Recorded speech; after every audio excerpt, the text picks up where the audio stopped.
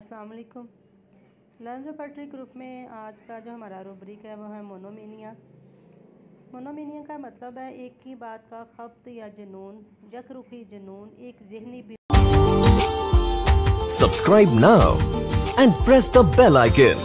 Never miss an update.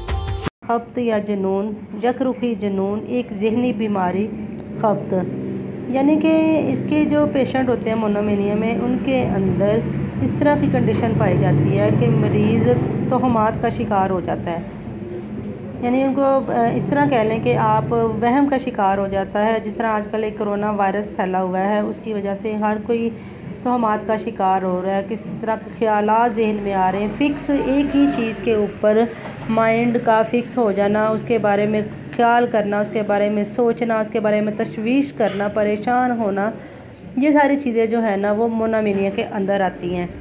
यही वजह है कि जब कोई पेशेंट आपके पास आता है, वो अपनी हिस्ट्री देता है, तो अगर उसके अंदर वो ये बात बताता है कि डॉक्टर साहब ये बात मेरे जहन पर सवार हो गई है, मैं जब भी इसको ज़रा सा भी मेरे माइंड में ख़्याल आता है तो मैं इससे अपनी छुटकारा नहीं पा सकता, उसी के बारे में मुसलसल सोचता रहता हूँ।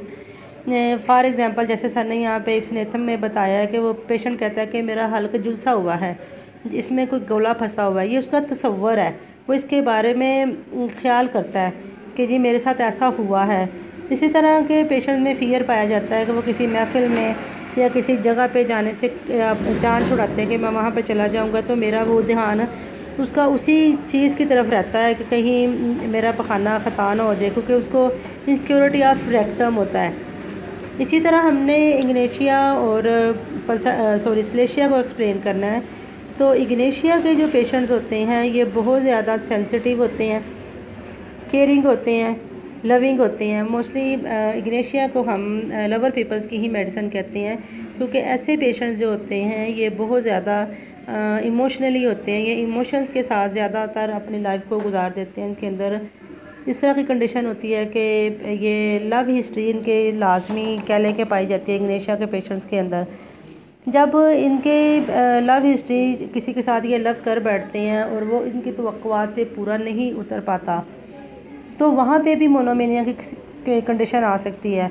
फ़ॉर एग्ज़ाम्पल एक बच्चा है, एक स्टूडेंट है, वो बहुत अच्छा है, वो स्टडी में हर तरह से केयरफुल है, ओबीडियंट है, इंटेलिजेंट है, लेकिन अगर उसको उस दौरान उसको किसी से अगर मोहब्बत हो जाती है और वो जब उस मोहब्बत को कर बैठता है तो वो मोहब्बत उसके ऊपर सवार हो जाती है। वो उठते बैठते जागते सोते हर वक्त उसको अपनी उस मोहब्बत का ही ख्याल आता है। यहाँ तक कि इग्नेशिया के पेशेंट्स को ड्रीम भी जो आते हैं ना, वो जो उसने सोचा होता है, जो दिन में वो उसके माइंड में होता है, वही उसके ख्वाबों में भी आता है। अगर वो उस दौरान उसकी नींद उखड़ भी जाती है, वो उठ जाता है, तो दोबारा से उसका जो रिश्ता है ना उस ड्रीम्स के साथ वहीं से जुड़ जाता है। यानी कि यहाँ तक ये इसके रुब्रिक के अंडर आती है कि उसके जहन पे इस कदर वो ख़यालात कह रहे कि हाकम हुए होते हैं उसके ऊपर या सादर हुए होते हैं कि वो सब उनको निकालना उसके बस की बात नहीं होती। यही वजह है कि इमोशनली कंडीशंस के अंदर जब इस तरह की कंडीशन आ जाती है तो फिर पेशेंट को बाज़ औक़ात हिस्टेरिया के दौरे भी पड़ने लगते हैं। इग्नेशिया के पेशेंट को ऐसा भी फील होता है जैसे लोग उसको क्रिटिसाइज़ कर रहे हैं, क्योंकि ये सेंसिटिव होती है, छोटी छोटी बातों से परेशान हो जाती हैं। उसको ये भी ख्याल होता है कि लोग इसके पीछे इसकी बुराई कर रहे हैं।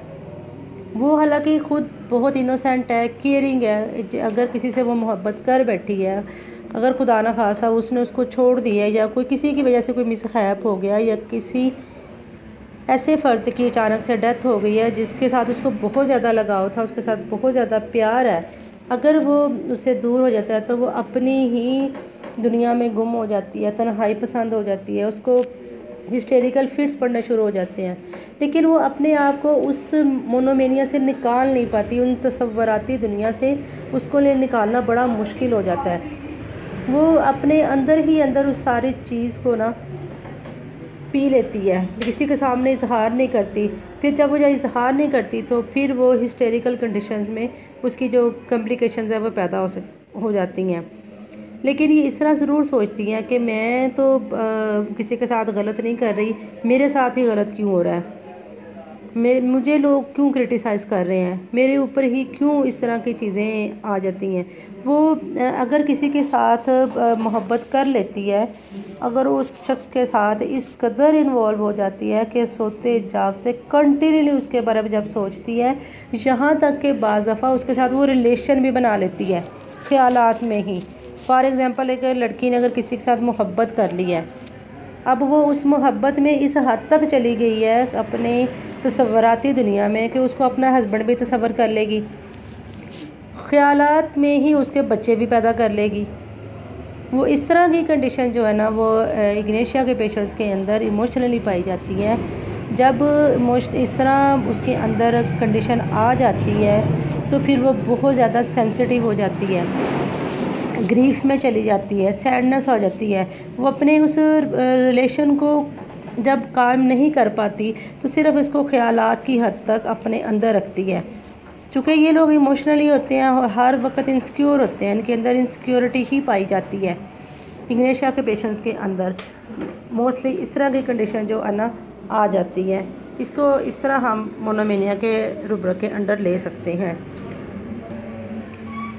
मोनोमेनिया के अंदर जो क्रॉस रेफरेंस आते हैं उसमें ऑटिज़म, इंसैनिटी, प्रीसेंटेंसिटी, टॉकिंग वंग, थॉट प्रेजेंट, यानी कि इसके जो पेशेंट्स होते हैं ये हर वक्त जो ख़यालात का एक मुबालगा इनके अंदर पाया जाता है। ये हर वक्त सोचों में गर्क रहते हैं और इनकी सोचें इस कदर बेतरतीब हो जाती हैं कि इनको ख़ुद भी पता नहीं चलता कि वो कहाँ से कहाँ निकल गए हैं। यही वजह है कि इनके अंदर ऑटिज़म आ जाता है, ख़ुद फ़िक्री इनके अंदर बहुत ज़्यादा पाई जाती है, जुनून आ जाता है, इंसैनिटी, पागलपन होता है ये। लेकिन जब इनके अंदर इस तरह की कंडीशन आती है तो इनके अंदर अगर अल्लाह ना करे कोई फ़िज़िकल कंप्लेन आती है तो उसके अंदर भी मुस्तकिल खलल पाया जाता है। यानी कि जो भी ये अगर सोच लेते हैं तो उसके ऊपर ये डट जाते हैं, साबित कदम रहते हैं, उससे इग्नोर नहीं होते। इसी तरह हमारी सेकेंड मेडिसन है स्लेशिया। स्लेशिया के जो पेशेंट्स होते हैं बहुत ज़्यादा वीक होते हैं। स्लेशिया बेसिकली सिलिकॉन ऑक्साइड के एक पाउडर है, उसके साथ तैयार की जाती है। इसका केमिकल फार्मूला SLO-2 है। इसको मोस्टली होम्योपैथिक में सर्जन नाइफ के नाम से जाना जाता है। ये बहुत बड़ी पॉलीक्रेस्ट रेमेडी भी है।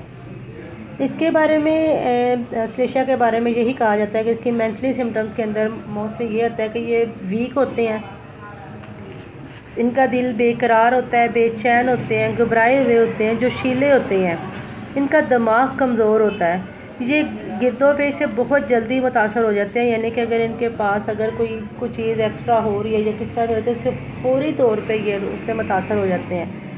इनको इस तरह के वहम पाए जाते हैं, इनको कह लें कि वो ख़यालात में इस कदर मगन हो जाते हैं कि इनको अगर माइंड में सुइयाँ आ गई है ना, स्लेशिया के पेशेंट्स के अंदर सुइयों के बारे में, तो वो उन्हीं के बारे में मसलसल सोचता चला जाएगा, उन्हीं को तलाश करना शुरू कर देगा ख़यालात में ही। यानी इस तरह से वो करता है कि उनको बारे में सोचता है, फिर उनको तलाश करता है, फिर उनको गिनना शुरू कर देता है कि ये कितनी है। जब ये इस तरह करता है तो फिर इनसे ये खौफ पाता है कि ये तसव्वुराती तौर पे उसको ये सारी कंडीशन उसके अंदर स्लेशिया की पेशेंट्स के अंदर पाई जाती है कि वो पहले तो सुइयों को तलाश करता है, सुइयों के बारे में सोचता है, फिर तलाश करता है, फिर उनको गिनता है, फिर उनसे खौफ खाना शुरू कर देता है। इसी तरह जो स्लेशिया। Subscribe now and press the bell icon. Never miss an update from Tips Official.